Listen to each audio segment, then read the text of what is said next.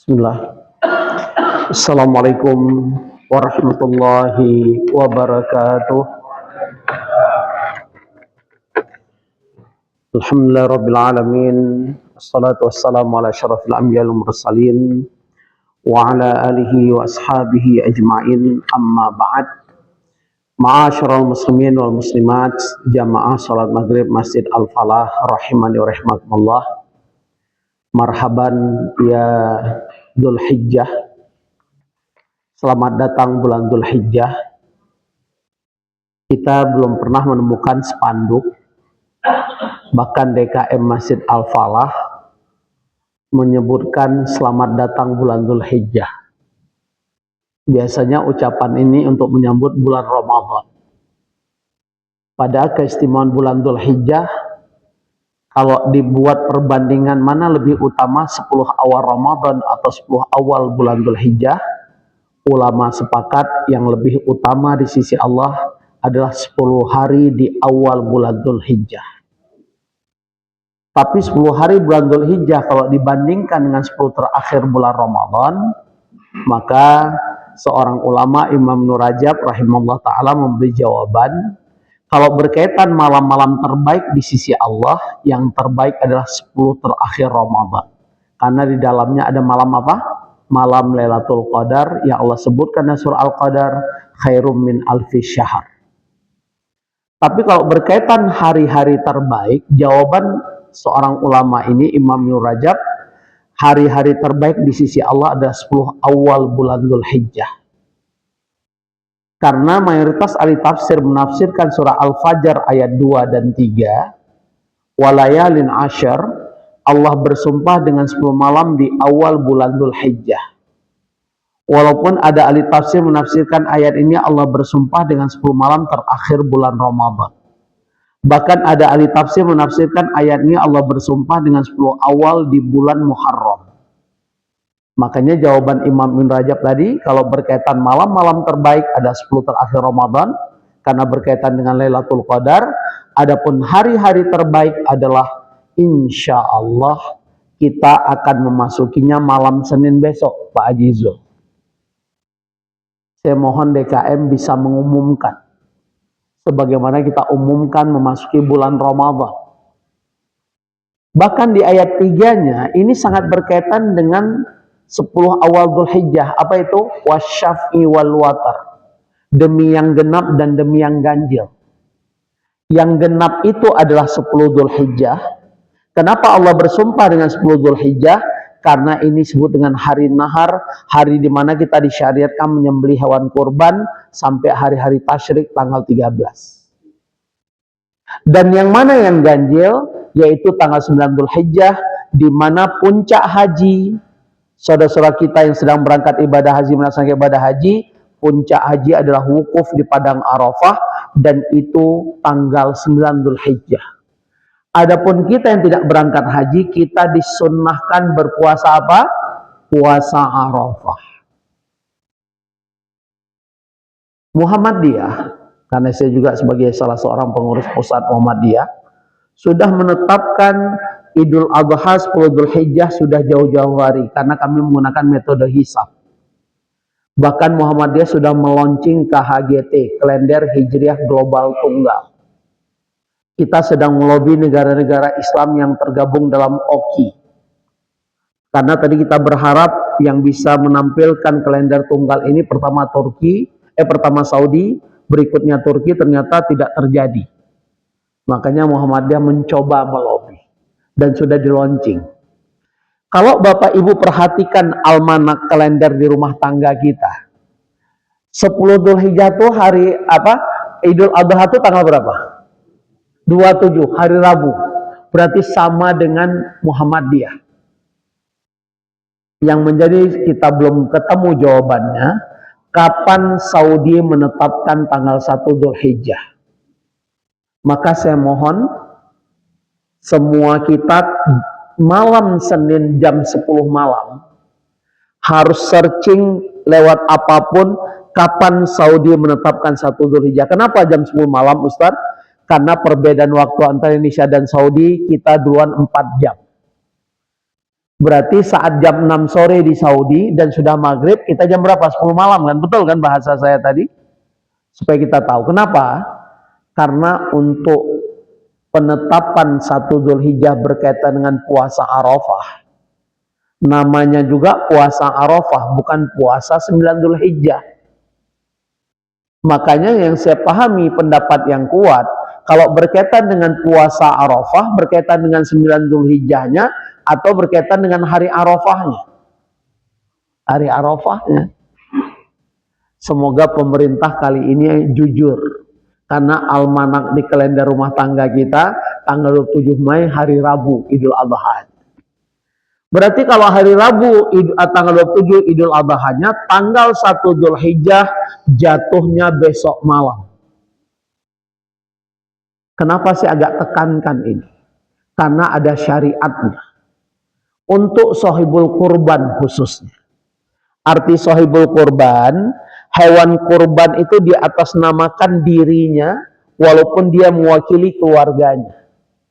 Misalnya Pak Haji Zul atau Pak Haji siapa.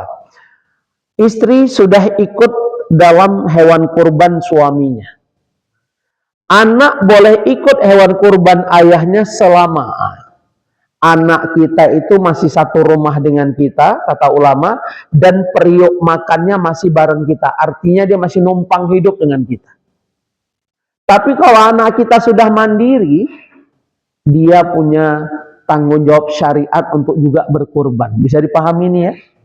Dan tidak ada satupun ketentuan syariat, tahun ini atas nama suami, tahun depan nama istri, tahun depannya lagi nama anak. Dari mana tuh syariat?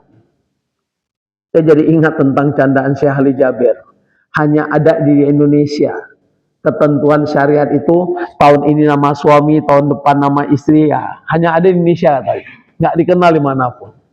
Sampai gitu sindiran beliau. Ya Allah maafirlahu warhamu wa'afi'afwan. Dan istri beliau Mbak Deva, anaknya Profesor Adil Rahman, itu satu lembaga dengan saya di MUI Pusat, lembaga penggerak ekonomi umat. Dan qadarullah sesudah suami beliau meninggal, Mbak Deva ini sekarang direktur umumnya LPDB.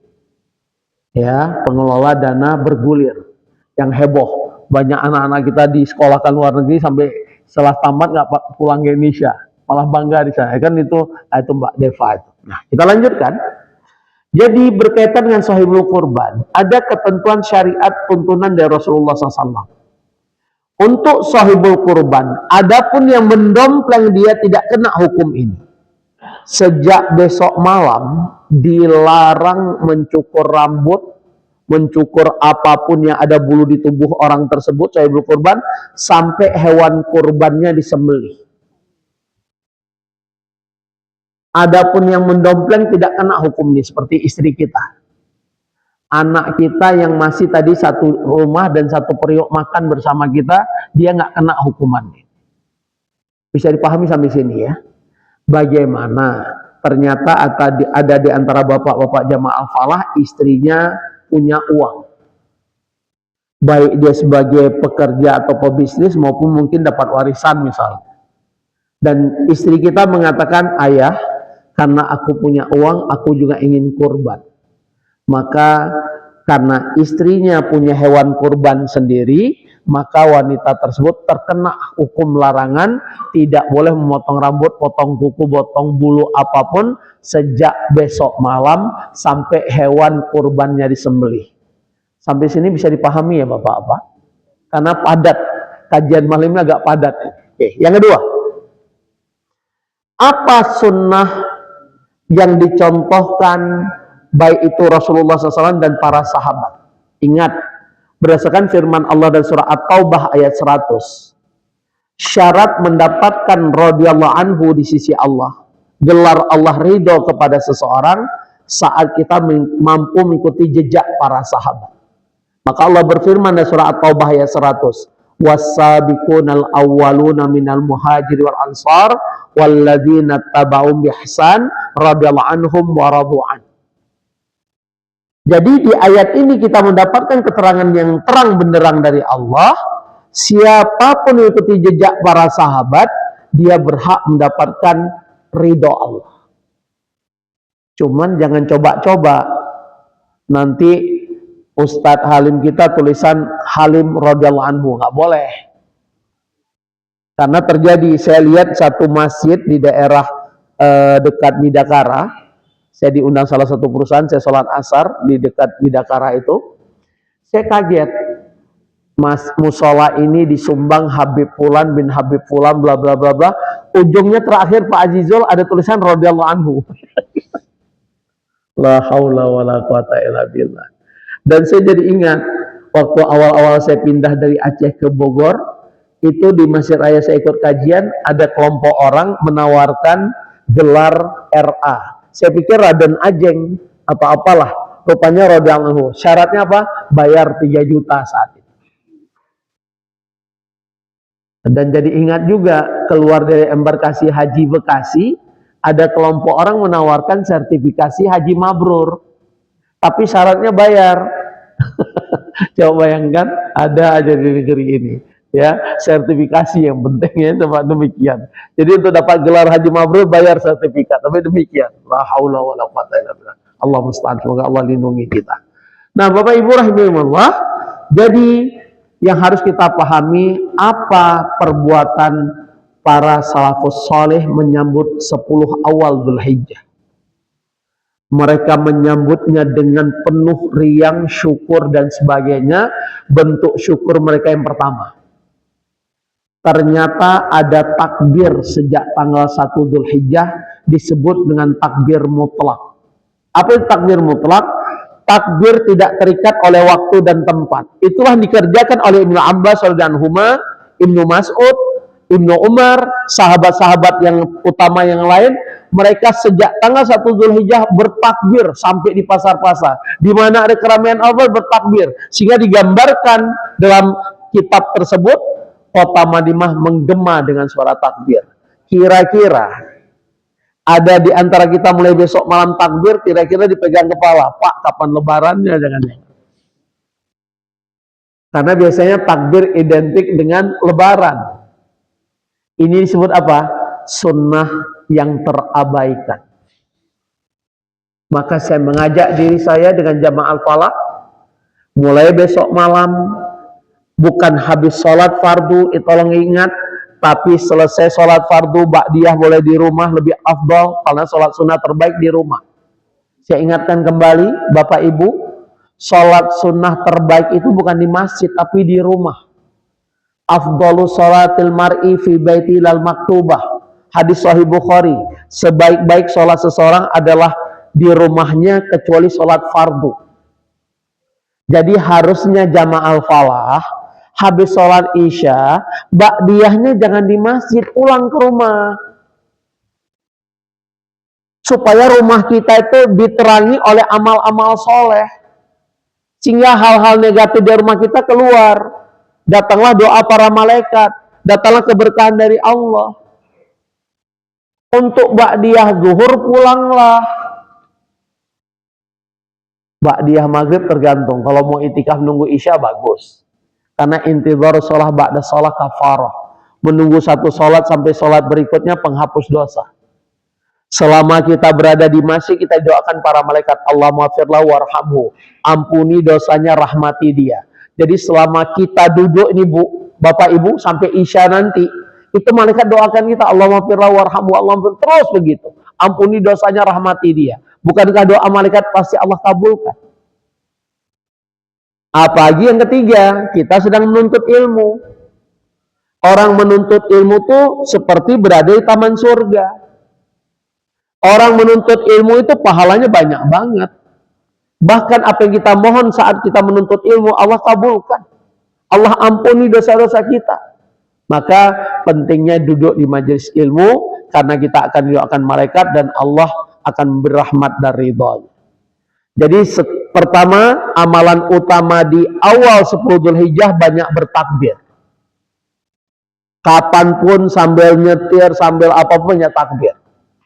Dan kapan takbir terikat disebut dengan muqayyad, yang kita lakukan setiap habis sholat fardu.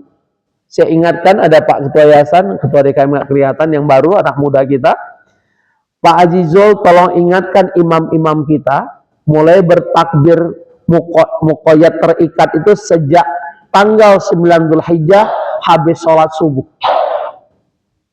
Jadi bukan sorenya, kan biasanya takbir sore tuh, malam takbir, keliru nih. Jadi yang betul, mulai tanggal 9 Dzulhijjah habis sholat subuh, imam siapapun dia akan mengajak dirinya dan jamaah al-falah yang sholat subuh saat itu bertakbir. Dan semenjak itulah takbir muqayyad akan berlaku. Setiap habis sholat fardu, imam akan ngajak kita bertakbir. Takbir mutlak dan muqayyad kapan berakhir? Berakhirnya tanggal 13 Dzulhijjah sebelum matahari terbenam. Jadi Ustaz Ahmad nih yang tanggung jawab nih, beritahu imam, karena lupa masalahnya.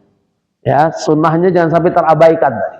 Nah ya, kalau itu adalah takbir yang kita lakukan terikat dengan waktu dan tempat. Waktunya habis sholat subuh dan setiap habis sholat fardu. Adapun tempatnya di masjid, itu disebut dengan takbir muqayyad. Yang ketiga, ada tuntunan sunnahnya yang di Indonesia masih langka. Kalau Bapak Ibu pernah haji dan memperhatikan keadaan kita saat 9 hari menjelang puncaknya haji, pasti kita semua sudah berada di Mekah. Masih ingat nggak? Dan sejak tanggal 1 Dzulhijjah kita akan mendapati banyak lapak-lapak di Masjidil Haram, orang berbuka puasa. Masih ingat nggak? Kita ikut juga di lapak, tapi pada nggak puasa, alasannya persiapan haji. Betul apa betul? Sedangkan saudara kita, khususnya Asia Selatan, itu mereka terbiasa puasa sejak tanggal 1 Dzulhijjah sampai dengan tanggal 9 Dzulhijjah. Semoga kita sudah membiasakan diri.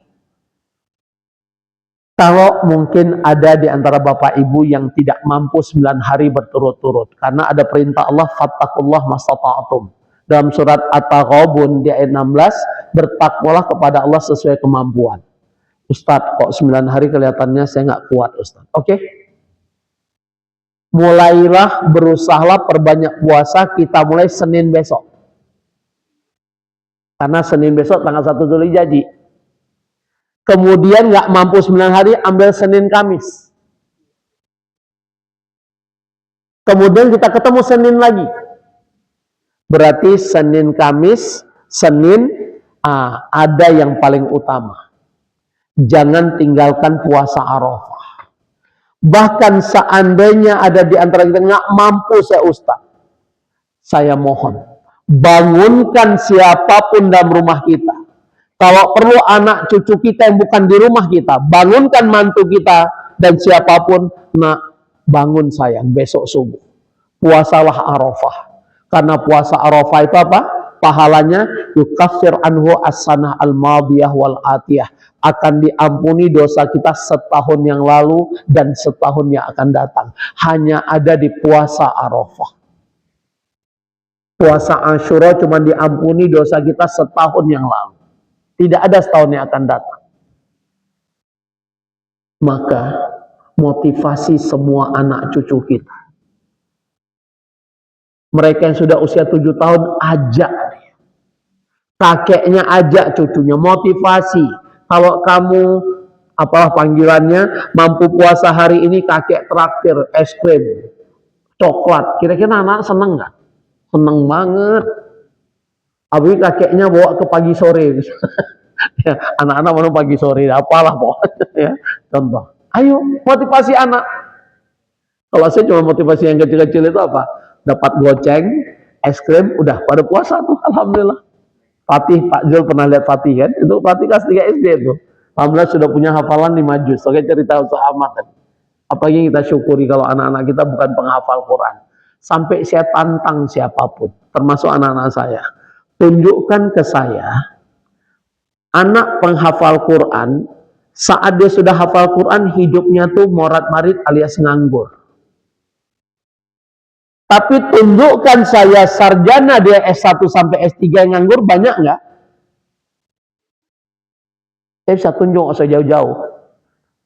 Ternyata sepupu saya punya 2 anak alumni universitas terkenal di Republik ini. Saya nggak sebut, jadi nggak enak. Tapi waktu saya dialog dengan Ustaznya, saya sebutkan tadi dengan Bapak siapa tadi. Nggak main-main. Alumni kampus terkenal Republik ini, alumni teknik sipil, ternyata anak sepupu saya nganggur udah 5 tahun. Dan dia punya adik sama kampusnya, sama lulusan arsitek. Sudah nganggur 2 tahun, Ji. Apa yang terjadi tadi? Ibunya kembali ingatin saya, karena sudah hampir setahun, ibunya minta tolong. Dek, tolong bantu kakak. 2 anak kakak nganggur, dan sudah nggak punya beras. Sampai gitu-gitu, Pak.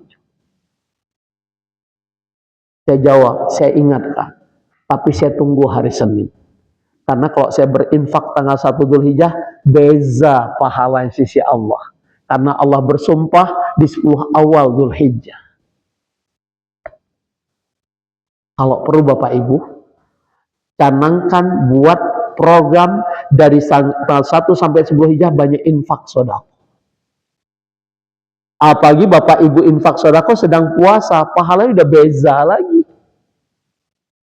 Bukan lagi beda. Ya, udah nilainya udah berlipat-lipat ganda. Jadi sampai saya begitu, nak, dek, adik boleh tolong Ustadz. Kalau kamu ketemu ada anak penghafal Quran nganggur, Ustadz kasih hadiah kamu 1 juta. Karena data BPS yang saya baca, S1 sampai S3 pengangguran di Republik ini sudah lebih 1 juta orang. Baca nggak data BPS? Saya punya sahabat profesor, kemana-mana naik angkot. Saya pikir dia nggak bisa nyetir. Saya pikir dia punya jiwa rendah hati. Karena sudah jauh senior dibanding saya, akhirnya suatu saat kepo saya, Prof, kenapa Prof naik angkot kemana-mana, ikut pengajian naik angkot mana? Emang nggak bisa nyetir? Dia jawab, Ustadz, saya pernah punya mobil, saya bisa nyetir. Terus kenapa naik angkot? Harus saya jual, Ustadz, demi kebutuhan hidup. Makanya saya bilang Ustadz Halim, hebat Ustadz Halim punya mobil. Ini profesor naik angkot. Na'udzubillah. Bahkan ada satu tutorial, dan itu membuat saya pegangan untuk anak-anak saya motivasi. Seorang anak diundang dalam acara tahfidz cilik RCTI, nggak salah tutorialnya gitu. Ternyata dia bercerita, saya anak yatim. Saya pernah jadi pengemis untuk menghidupi saya dan ibu saya. Tapi ada seorang menuntun saya, nak, kamu masuk pesantren penghafal Quran yang gratis.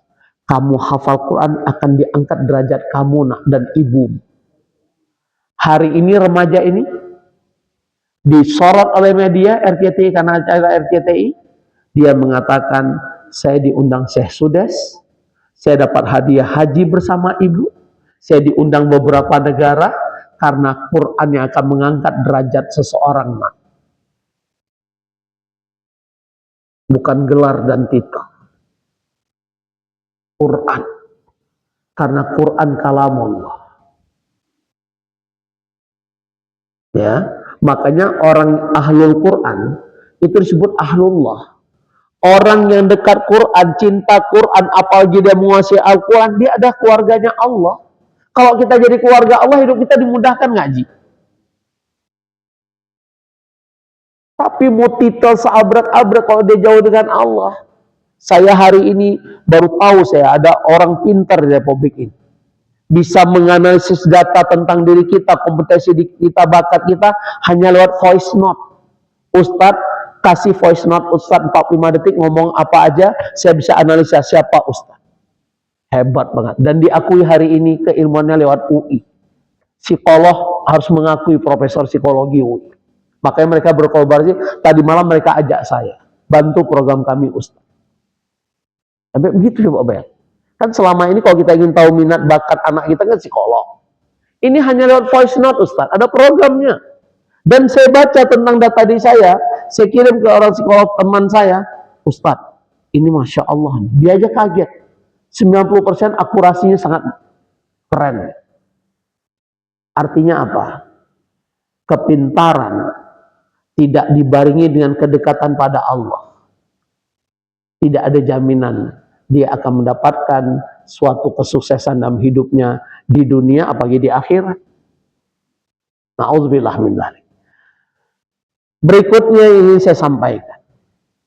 Sesudah kita diperintahkan, disunahkan, disyariatkan banyak berpuasa, banyak amal-amal soleh, dan kembali pada kaidah yang dijelaskan oleh Ibnu Abbas radhiyallahu anhu bahwa amalan di bulan-bulan haram, dan kita sudah masuki bulan haram sejak bulan lalu Dzulqa'dah, dan insya Allah besok kita akan masuki 1 Dzulhijjah dan terus kemudian kita dengan izin Allah diberi umur panjang ketemu Muharram. Maka setiap amal-amal soleh apapun bentuknya akan dilipat gandakan pahala di sisi Allah Subhanahu wa taala.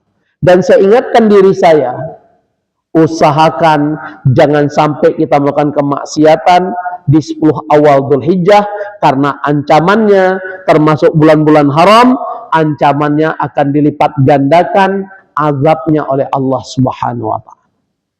Jadi hati-hati yang pegang HP kelamaan, lagi lihat apa, tahu-tahu ada konten porno. Sudah selesai, mengurangi pahala kita.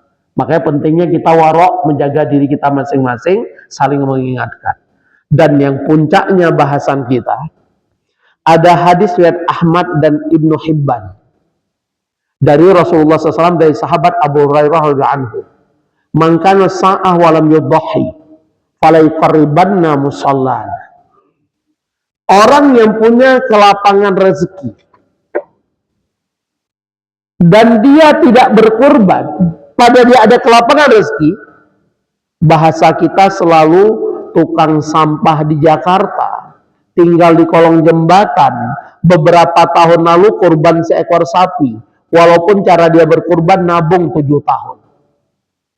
Saat ditanya kenapa Bapak ingin berkurban seekor sapi, jawaban Bapak ini yang selalu saya ingat sepanjang hayat saya ingin buat orang tua saya bangga di hadapan Allah karena mereka sudah meninggal. Hebat sekali nggak anak ini?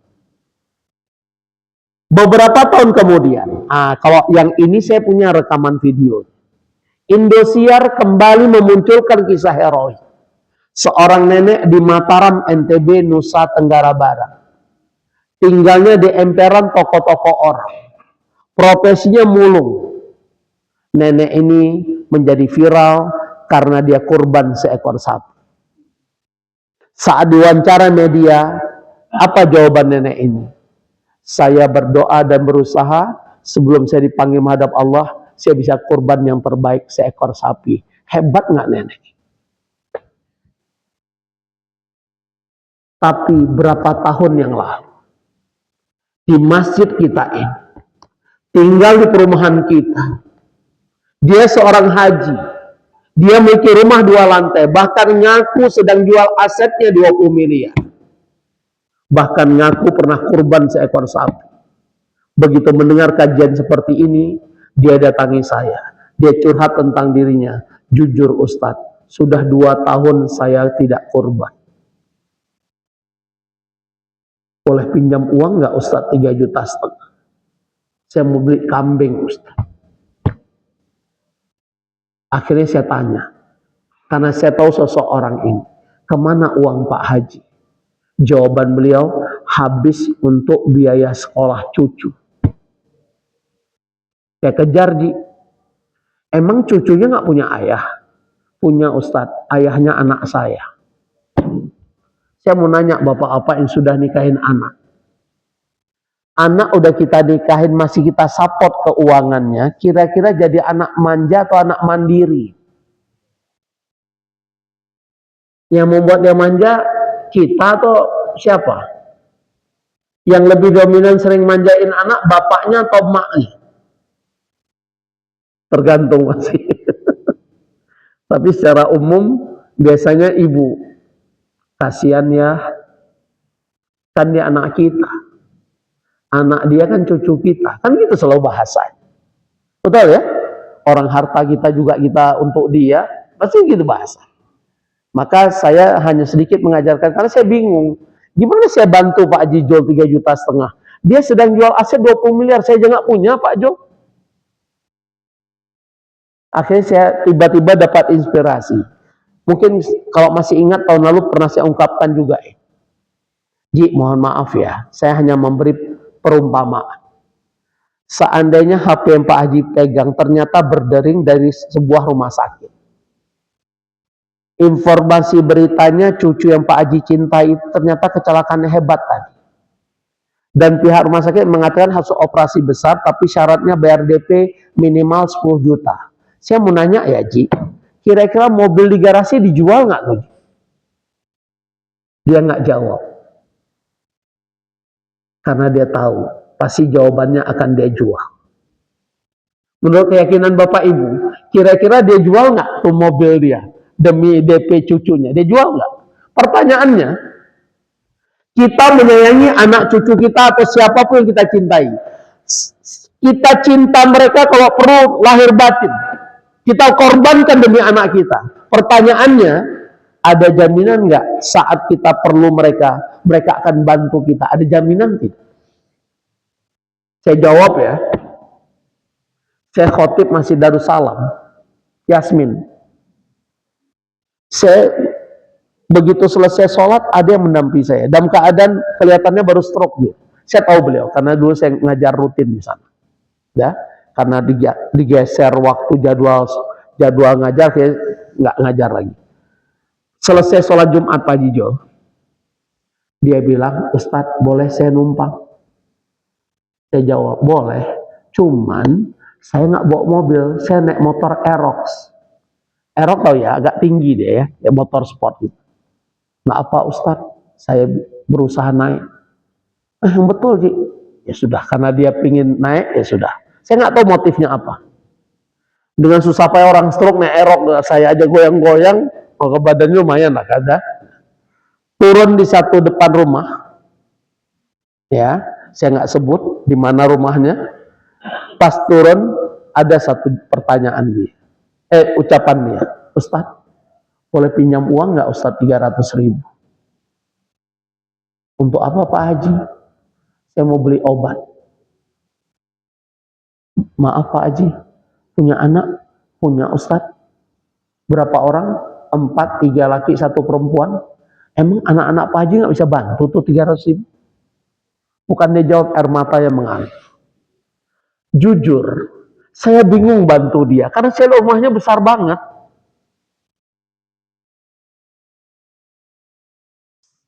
Agak bingung saya Pak Jico.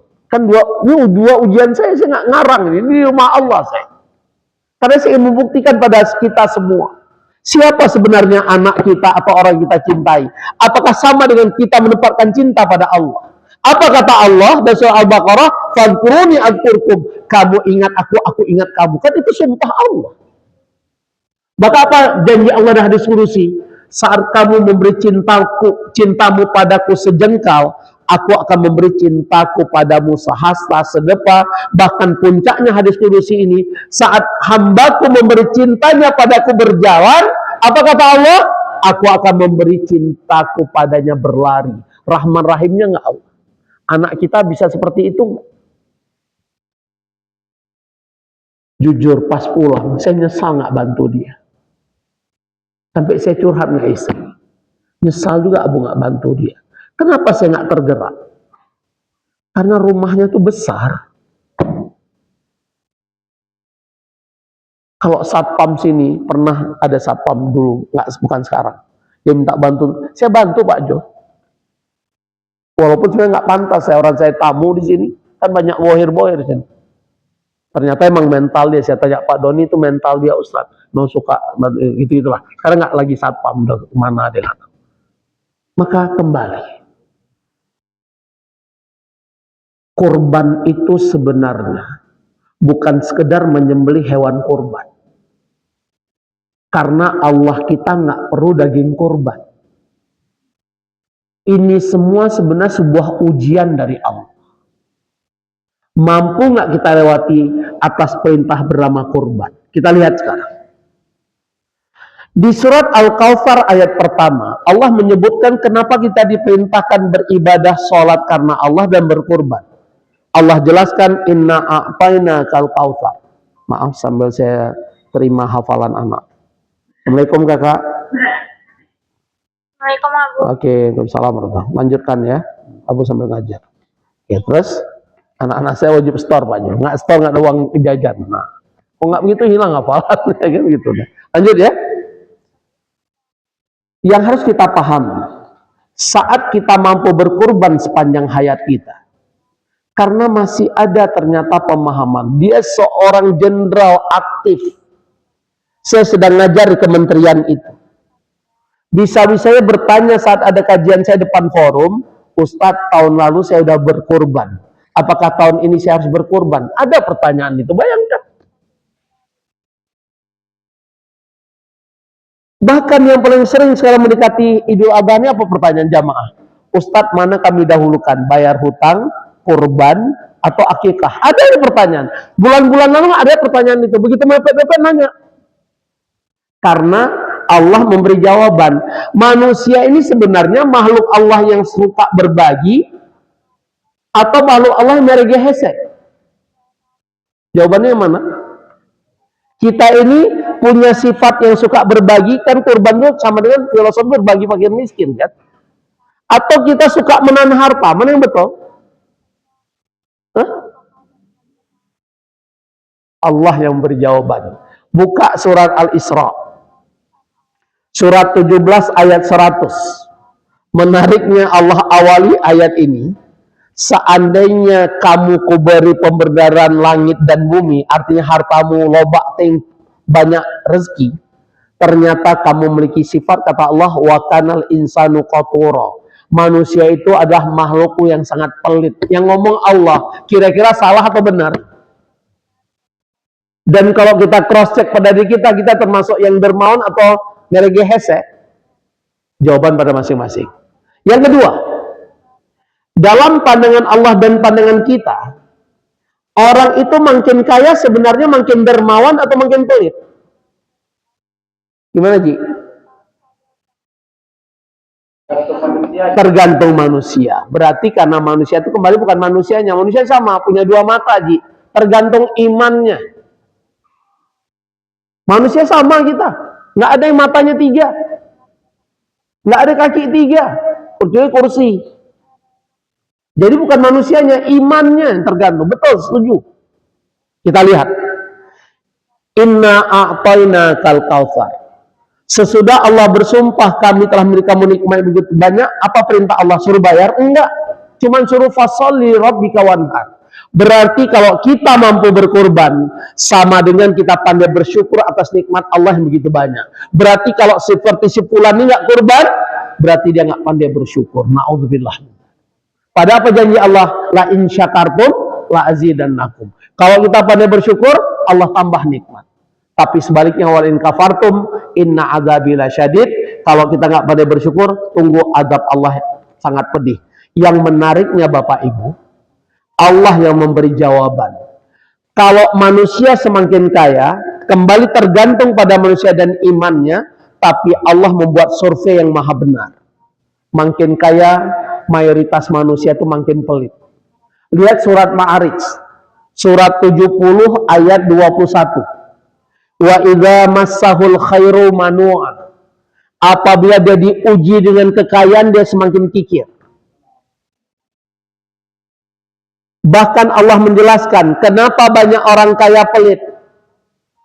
Lihat surah Al-Fajr ayat 20. Wa tuhibbunal mala hubban jamma. Dia terlalu cinta dengan hartanya. Bahkan Allah tegaskan dalam surah Al-Adiyat surah 100 ayat 8. Kenapa banyak orang kaya pelit? Wa innahu lihubbil khairi lasyadid. Dia terlalu cinta dengan hartanya. Saya beri contoh konkret. Saya punya bisnis sapi Bali di Pulau Gebang, pas di samping kantor wali kota Jakarta Timur. Alhamdulillah laporan di lapangan, Ustadz udah laku sapi kita 600 ekor. Alhamdulillah. Apa yang saya sampaikan? Beberapa tahun lalu Pak Haji Zul, saya sedang ada di kandang, jarang-jarang saya kandang, karena saya bukan pebisnis, hanya investasi aja, investor. Ada seorang naik Rubicon seri terbaru. Penampilannya perlente. Karena saya pernah ke Zurich, Swiss, saya tahu barang-barang branded. Tasnya Louis Vuitton, kacamatanya gitu juga, sepatunya Egner, jamnya Rolex. Datang. Semua karyawan kita menyatakan, ini dia bohir. Pasti ambil sapi kita paling besar. Ternyata begitu berhadapan, Pak Haji, ada nggak sapi di bawah 200 kilo? Itu dia tanya, Pak Ben. Saya jawab, maaf Pak, Kita paling kecil sapinya 250 kilo. Kira-kira dia nego atau gimana? Dia balik badan pulang. Langsung saya ingat ayat ini. Saya katakan pada anak buah, jangan heran, Allah sudah menyatakan tidak sedikit orang kaya itu pelit, bukan dermawan. Fadhal.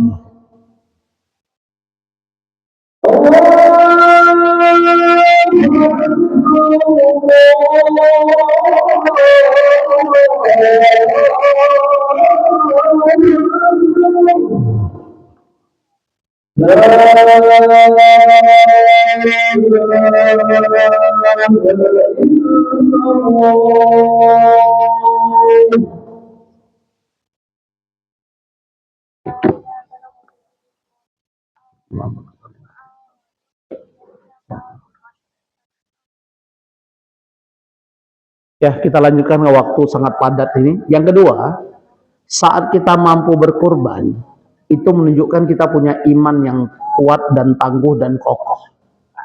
Karena Allah menyebutkan ciri orang beriman itu apapun perintah Allah dan Rasul cuma satu jawabannya. Sami'na wa ata'na. Kami dengar, kami laksanakan. Bukan kami dengar, kami cek dulu rekening.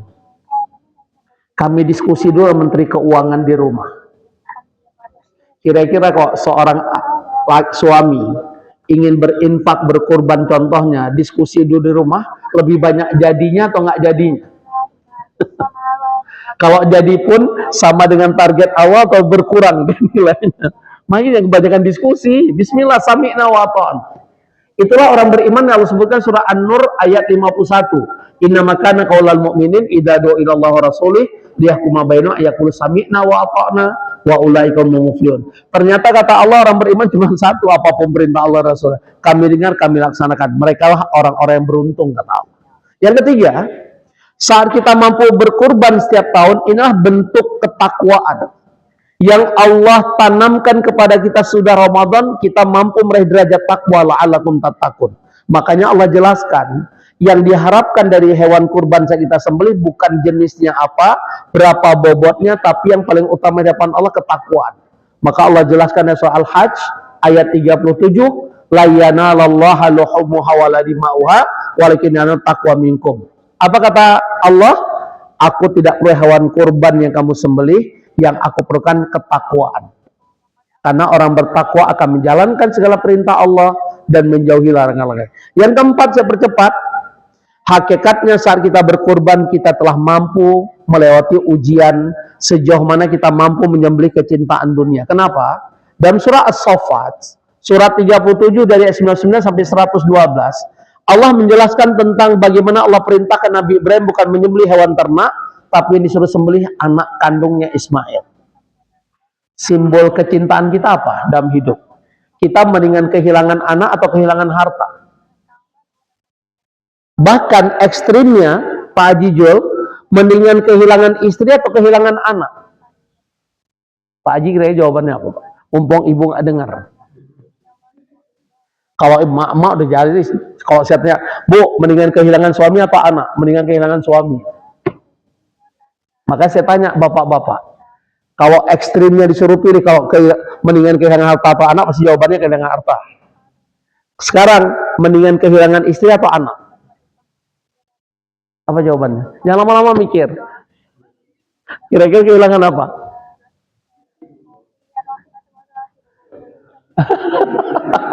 Oke, saya jawab. Saya mendingan kehilangan istri pada kehilangan anak. Istri masih bisa kita cari lain. Anak, betul nggak? Kenapa takut? Karena kalau tanya istri kita sama jawabannya, jangan takut. Oke, Nabi Ibrahim disuruh sembelih anak. Hari ini kita bukan disuruh sembelih anak, disuruh sembelih hewan ternak dari harta yang Allah titipkan. Masa kita berhitung? Masa nggak ada bahasa menjual sesuatu demi bisa berkorban? Tapi demi orang kita cintai, seperti haji yang tadi saya sebutkan, saya tanya, kira-kira dijual nggak tuh mobil di garasi? Diam dia. Maka nggak pantas saya bantu dia 3,5 juta. Duduk dia di sini. Nggak perlu saya sebut siapa. Cukup rahasia saya. Nggak lagi sekolah, ada di garasi. Ada aja jawaban. Ya, mana tuh BPKB sekolahin ya, cocok. Tapi dia sedang jual 20 mg. Oh iya. Iya, itu cocok. Oh iya, tapi saya bingung mau bantu dia. Karena lebih kaya dia dibanding saya. Oh, waktu itu ya. Oke. Kalau kita lain kali kalau ada yang minta bantu sih, saya rekom ke Pak Haji aja. Oke, sip. Ya.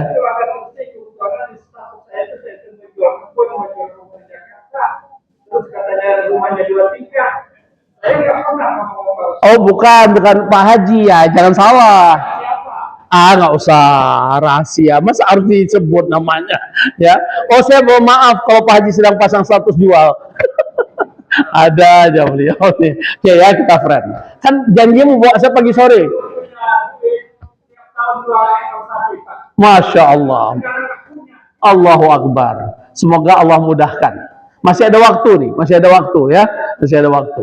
Semoga Pak Haji Allah mudahkan. Ya, oke. Jual apa yang mudah dulu. Kalau rumah nggak laku, jual apa yang mudah dulu. Nah.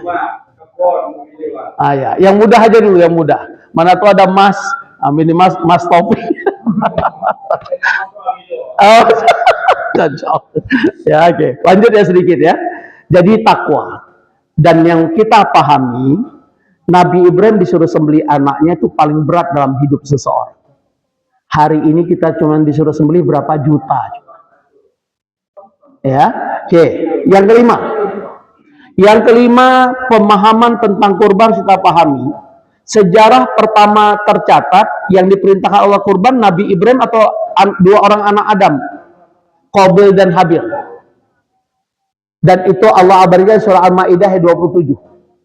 Ternyata kita yang sudah berkurban seperti Pak Haji kita bilang bertonton 2 sapi. Di sisi Allah bukan dilihat tonnya. Sejauh mana keikhlasan kita di hadapan Allah, seperti kurban Qabil ditolak oleh Allah. Pada Qabil sudah berkurban loh Pak Haji.